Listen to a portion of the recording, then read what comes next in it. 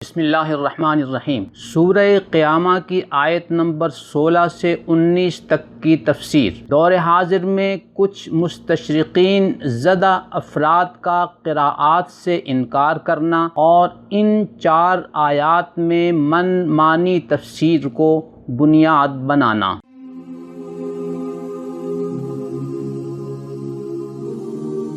Number 5، B A pass media scholar نے اپنی اسی کتاب مقامات کے صفحہ 160 پر ایک ہی قراءت کی بابت لکھا ہے: مسلمان قیامت تک اسی کی پیروی کریں گے اور کوئی مسلمان قرآن کے اس حکم سے انحراف کی جسارت نہیں کر سکتا۔ اس تحریر کو پڑھنے کے بعد مجھے یوں محسوس ہوا کہ بعض لوگ سوچ کر لکھتے ہیں اور بعض لوگ لکھ کر بھی نہیں سوچتے، کیونکہ آپ اس قراءت کی پیروی کو اللہ کا حکم قرار دے رہے ہیں۔ وہ حکم کہاں ہے؟ کہیں ایسا تو نہیں کہ سورہ قیامہ کی ان آیات کے ذیل میں آپ فراہی اور غامدی صحافت کو اللہ کا حکم قرار دے رہے ہیں؟ کیا آپ نے سوچا تھا کہ امت مسلمہ کے تمام علماء، فقہا اور مفسرین جو دیگر قراءات کو قرآن تسلیم کرتے ہیں، کیا وہ آپ کے بقول اللہ کے حکم کی مخالفت کی جسارت کر رہے ہیں؟ نمبر 6، اس کے بعد B A pass media scholar نے اپنی کتاب مقامات میں سورہ قیامت کی آیت نمبر 16 یوں لکھی ہے: وَلَا تُحَرِّكْ بِهِ لِسَانَكَ لِتَعْجَلَ بِهِ،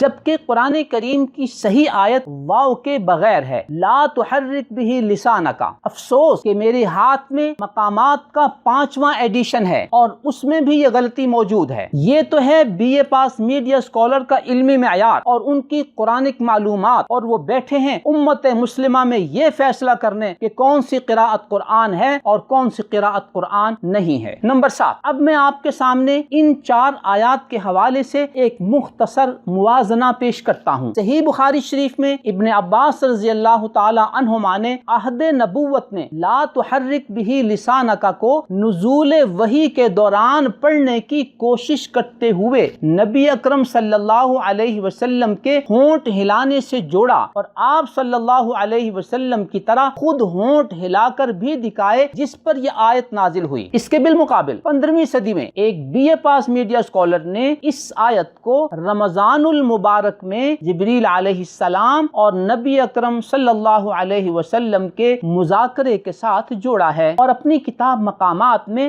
آیت کے ترجمے کے دوران اس وقت کا بریکٹ بھی لگا دیا ہے۔ وہ ترجمہ یوں کرتے ہیں: تم اس قرآن کو جلدی پا لینے کے لیے اپنی زبان کو اس پر نہ چلاؤ، یہ اسی طرح اترے گا، تم مطمئن رہو۔ یہ بریکٹ ہے۔ اس کا جمع کرنا اور سنانا سب ہماری ذمہ داری ہے، اس لیے جب اس وقت، یہ اس وقت کا بریکٹ انہوں نے لگایا، اس لیے جب اس وقت ہم اس کو پڑھیں گے تو اس کی اس قراءت کی پیروی کرو۔ اس وقت کا یہ بریکٹ لگا کر آخری رمضان میں نبی اکرم صلی اللہ علیہ وسلم اور جبریل علیہ السلام کے قرآن کریم کے مذاکرے کی طرف اشارہ کر رہے ہیں۔ نمبر 2، صحیح بخاری اور صحیح مسلم میں عہد نبوت میں سیدنا عبداللہ ابن عباس رضی اللہ تعالی عنہما نے فَإِذَا قَرَأْنَاهُ فَاتَّبِعْ قُرْآنَهُ کا مفہوم یہ بتایا کہ نزول وحی ہو جانے کے بعد آپ پڑھیں۔ اس کے بالمقابل B A pass media scholar نے اپنی کتاب البیان میں اس آیت کو جمع و ترتیب کے بعد کتابی صورت میں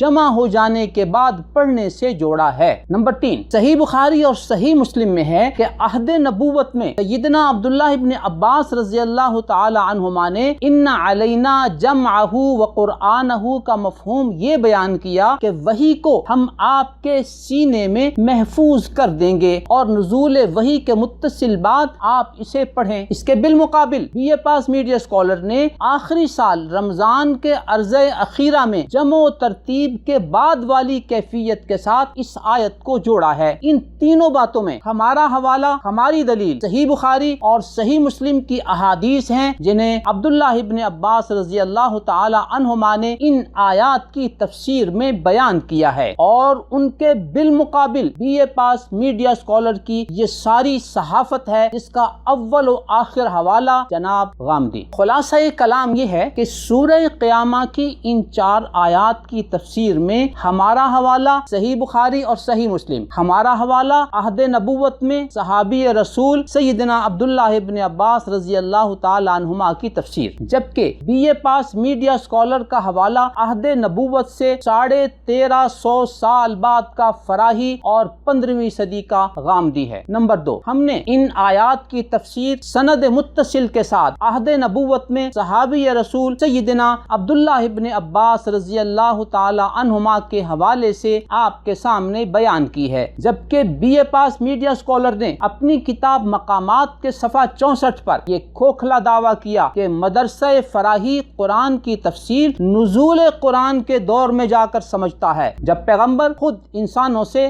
مخاطب تھا۔ اس کھوکھلے نعرے میں کتنی جان ہے، اس کا اندازہ آپ ہماری سابقہ گفتگو سے لگا سکتے ہیں۔ ان آیات کی تفسیر میں غامدی مفہوم کی سند 1930 میں فوت ہونے والے جناب فراہی سے آگے نہیں جاتی، اور اس تفسیر میں قدم قدم پر انہیں جو ٹھوکریں لگی ہیں اس کا نمونہ آپ نے گزشتہ گفتگو میں ملاحظہ فرما لیا۔ اس کی وجہ شاید یہ ہے کہ موصوف میڈیا اسکالر نے BA کیا اور اس کے بعد علمی تحقیق و ریسرچ سیکھے بغیر انہیں تصنیف و تالیف کا شوق ہوا، اور وہ بذام خود اسلام کی ریکنسٹرکشن کرنے بیٹھ گئے، اور اپنی ہی کتاب مقامات کے صفحہ 91 پر مولانا امین احسن اصلاحی کے اس فقرے کا مصداق بن گئے، پڑھے کم لکھے زیادہ۔ جمع قرآن کے اس مفہوم اور مقامات میں بیان کردہ اس ساری کاوش کا مقصد یہ تھا کہ یہ ثابت کیا جا سکے کہ روایت حفظ کے علاوہ بقیہ قراءات قرآن نہیں ہیں۔ جب مقامات میں بیان کردہ ان کی یہ ساری بے سر و پا باتیں آپ کے سامنے آ گئیں اور آپ پر واضح ہو گیا کہ ان ساری باتوں میں دلیل و برہان کے حوالے سے کوئی وزن نہیں ہے، تو پھر ان کے اس دعوے میں کیا صداقت باقی رہ جاتی ہے کہ روایت حفظ کے علاوہ بقیہ قراءات قرآن نہیں ہیں۔ نظروا للطيبة ونور طه يسطعون